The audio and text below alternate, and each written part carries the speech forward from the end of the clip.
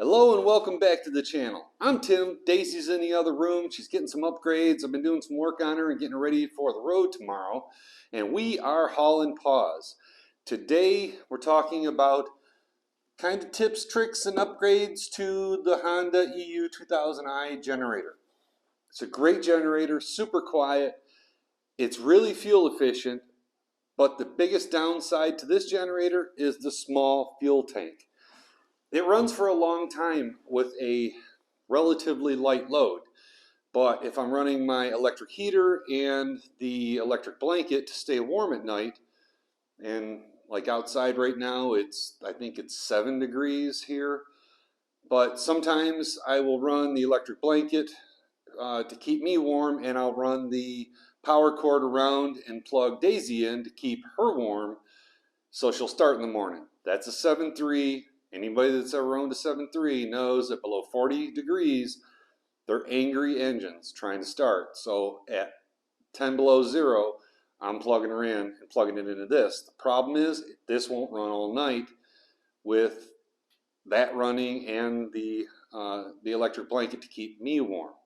Now, first of all, keeping warm in the cab, I started with this. It's a cheap electric heater from Walmart. It has 3 different settings. I think it's 800, 1,000, and 1,500 watts. At 800, it's too hot. It will melt your face off in the truck. It is too much. It just, don't get one of these. Even if you're going to get something like this that has the 800, 1,000, and 1,500, get one with an actual thermostat on it. This particular one's kind of got a thermostat on it, but when you turn it down, it'll turn off eventually and then just stay off. It doesn't ever like come back on. So this one I'm getting rid of. That one's gone. What I switched to is this one here. Now this I got at clearance at Walmart for $5. It's a 400 watt heater and it works great. It's just on or it's off or it's fan. You can just put it on fan too. But 400 watts is perfect. It takes the chill off the inside of the cab, and then you get under your electric blanket and you're fine. So when you wake up in the morning, it's not negative 100 in your cab, but you're still under a nice warm electric blanket. So this one works great and it doesn't take a whole lot of power. But running all that stuff still will run this generator down. So I needed an extended fuel tank. It's really easy to do on these. These have an internal fuel pump and they will pump the fuel out of another tank into this, but you need a couple of parts. The first thing you need is this little doohickey here. It's a little adapter. This is IFJF. I got it on eBay for, I think it was $8. So you need this, and it's got a seal on the inside. It's got a threaded hole in the top, and that fits a brass fitting that will go on the top of that. So what you do is you replace your fuel cap with this. Now, to take the cap off, it is tethered on there. You just kind of pull a little bit hard and it'll pop out and it'll have that little doohickey there. Now you can cut this off because you're going to want to keep this cap. You can temporarily modify this cap to do this same thing and it will still work properly, but I like to keep my cap just stock, and this thing was only $8, so I wanted to keep my stock cap because while I'm traveling I put this back on and it's got an on and off setting on the top, so it seals the fuel tank. You can knock this thing over and it won't spill all the fuel out. So I decided not to modify this. You can take the guts out of it, drill out the top hole, and forcibly screw one of these brass fittings into the top of it, and then save all your guts and you can put your guts back in. But I decided not to go that route. So what I'm going to do is I'm going to take this, screw this into here, put it on there,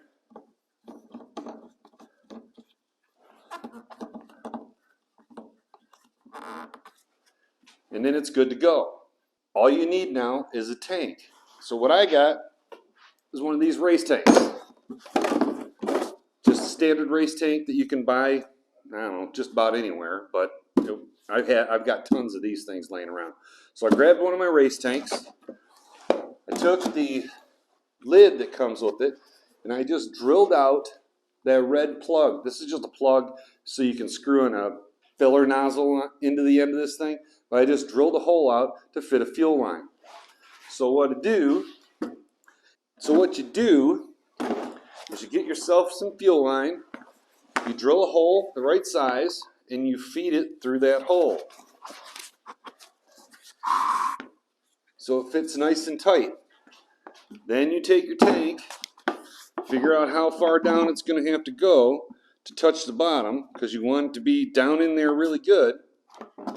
And then the trick is find a nut that will thread on to the rubber hose without crushing it. And that acts as a weight to hold it down at the bottom. So you drop that down in there, and then you screw it on. Then you hook this to here. And when you're running, you crack this valve open, and it just draws the fuel out of here and into there. The only other secret that you got to remember is this tank has to be full when you start.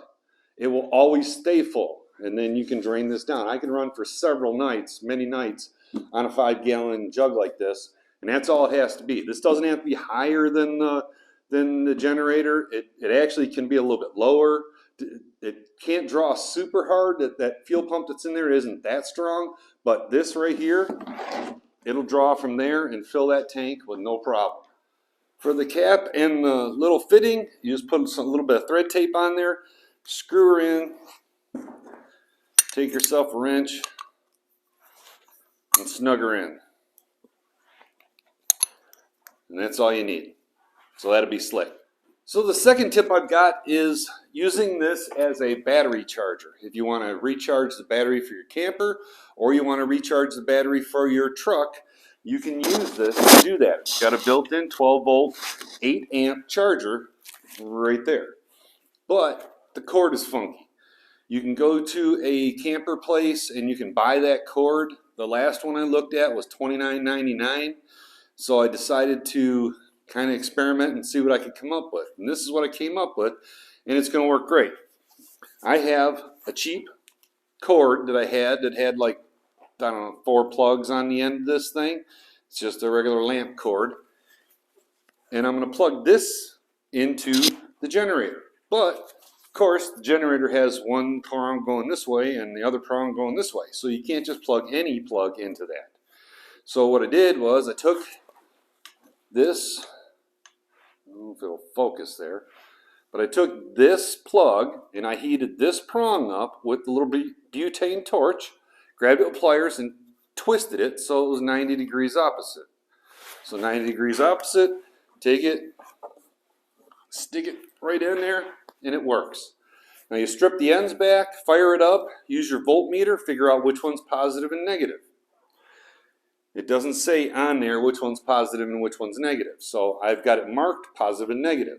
So now what do we do with wires like this? What we do is we attach a set of these. Now these ones ended up costing me about $5. If you've got a set of these laying around, I know I've got some old ones from an old battery charger or something laying around. I just can't find them. So I went and bought some new ones, and I'm going to put these on the end of this wire, and then I'll have a battery charger. So now you're not going to see my head because I want you to be able to see what's going on here. But the first thing that I'm going to do is I'm going to take and put a piece of shrink tube over the wires, both wires. And I will tell you why I'm doing that a little later.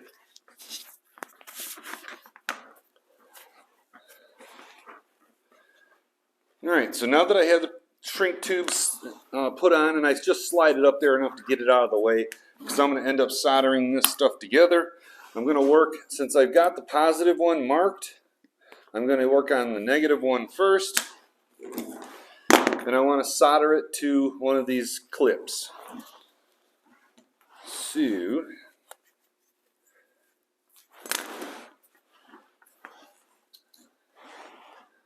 put the black thing over it, and then we're going to see how much wire I want here.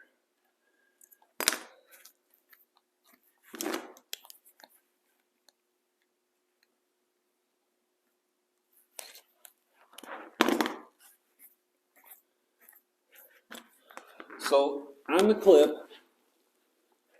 you won't be able to see it very good, but there's a little loop right there, and then there's a clampy part there. This clampy part's going to clamp onto the rubber insulation of your wire, and the little loopy part is going to be where you solder it. So you're going to take your wire and you're going to slide it up underneath that loop, and then you're going to take it and kind of flip it over the loop to make it so that it can't pull out. And that's where you're going to solder. So now we'll get it prepared here for soldering. I'm going to use that to just keep it level while I get my soldering iron warmed up. I always solder on a piece of wood. If you try to solder on metal, it'll suck the heat out of your solder joint and it won't solder very well. And I don't want to solder on my plastic tabletop here, obviously. See if we're getting hot enough. Alright. Now we'll get some heat down in here.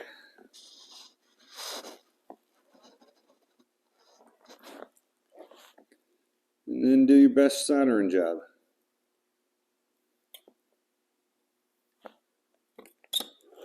Doesn't have to be super fancy, just has to be connected. And then take our pliers and we squeeze down. Let's see if you can see it. These little tabs here we're going to squeeze down so they pinch on that insulation. There you go. Then we slide this back up there and we're good to go. Now we do the same thing, exactly the same on the other side. So now we've got both of them soldered on. We've got our colors on there, so now we got positive and negative and we're all set. The last thing is, what's this shrink tube doing? What we're going to do is we're going to pull this wire apart wide enough to fit a battery. That should be about as big a battery as I'm going to need. That should work. And then we slide this shrink tube up to that point and shrink it with a heat gun or a butane torch or whatever you got. Then the last thing that I do is I take a zip tie and put it right there at the end.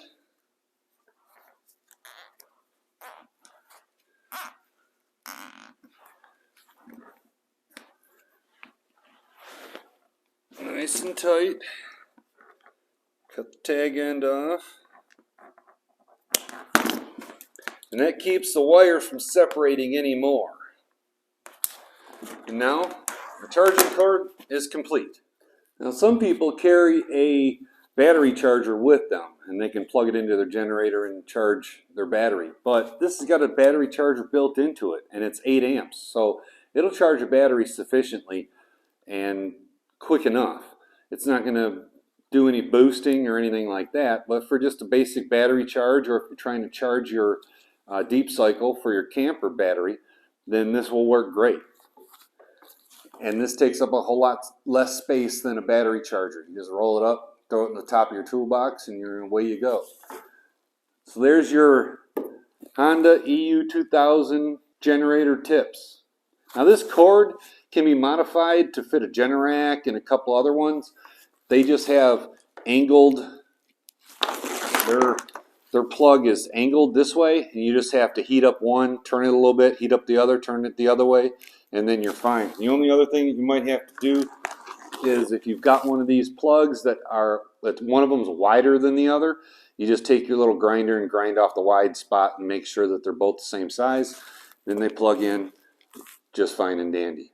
And realistically, the ones that you buy that say Honda on them, that's all they are. It's a plug that's one that way and one this way, and then alligator clips on the other end. So I hope you got something good out of this video, a couple little tips. If you did, click the subscribe button, consider clicking the little like button down there or whatever. Leave me a comment if you got some other tips for this little Honda generator. And as always, have safe travels, and I'll see you on the road.